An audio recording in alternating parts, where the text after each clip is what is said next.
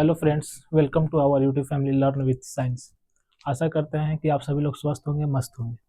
तो आइए, आज का टॉपिक हम लोग पौधों में पोषण को कवर करने वाले हैं। इस लेक्चर में हम लोग देखेंगे कि पौधों में पोषण कैसे होता है, पौधे अपने पोषक तत्वों को ग्रहण कैसे करते हैं, वे अपना भोजन स्वयं कैसे बनाते हैं। क्योंकि आज से पहले हमने देख चुका है कि पौधे में स्वपोषण होता है, पौधे एक स्वपोषी जीव है, तो उनमें भोजन क्या होता है, अपने आप बनता है या फिर वो स्वयं बनाते हैं।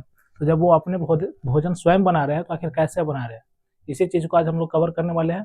तो देर न करते हम लोग वीडियो को शुरू करने वाले हैं। पौधों में पोषण, तो समझिएगा कि पौधों द्वारा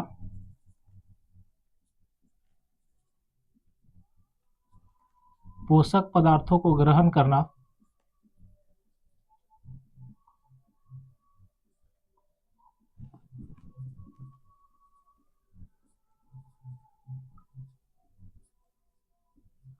पौधों द्वारा पोषक पदार्थों को ग्रहण करना ही क्या कहलाता है, पौधों में पोषण कहलाता है।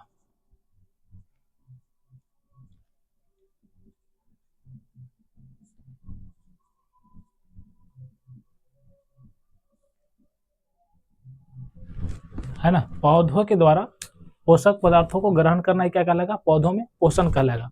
तो आइए देखते हैं कि पौधे अपना पोषक पदार्थों को ग्रहण कैसे कर रहे हैं। तो सबसे पहले आप देख लीजिए, यहाँ पे हमने एक फिगर बना रखा है पौधों का, एक तरह का ट्री है ये। तो ट्री के द्वारा इसके जो पत्ती होते हैं, ये लीफ होता है, इसमें आपको छोटे छोटे क्या मिल जाएंगे, स्टोमाटा मिल जाएंगे, है ना। स्टोमाटा को अगर आप देखिएगा माइक्रोस्कोप के अंदर तो ये कुछ इस तरह से दिखेगा, जिसके ऊपर क्या मौजूद होता है, क्लोरोफिल मौजूद होता है। यही क्लोरोफिल क्या करता है कि सूर्य से आने वाली सनलाइट को ऑब्जर्व करता है। क्या करता है, सूर्य से आने वाली सनलाइट को ऑब्जर्व कौन करेगा, क्लोरोफिल करेगा।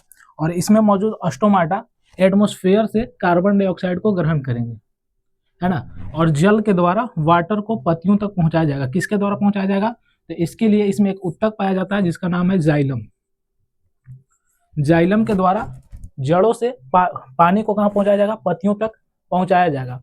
और इन सभी को मिला करके पौधे अपना भोजन बनाते हैं, है ना। तो ये क्या क्या चीज प्राप्त कर लिए, तो कार्बन डाइऑक्साइड प्राप्त कर लिए वायुमंडल से। इसके अलावा इन्होंने जल की प्राप्ति कर ली पृथ्वी से। और इन दोनों को सनलाइट की उपस्थिति में क्लोरोफिल की मदद से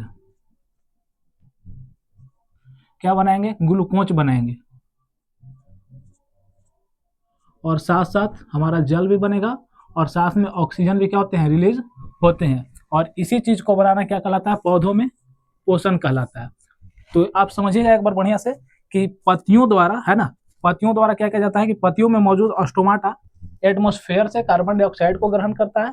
उसके अलावा सनलाइट से क्लोरोफिल के द्वारा क्या किया जाता है, सूर्य के प्रकाश को ऑब्जर्व कर लिया जाता है।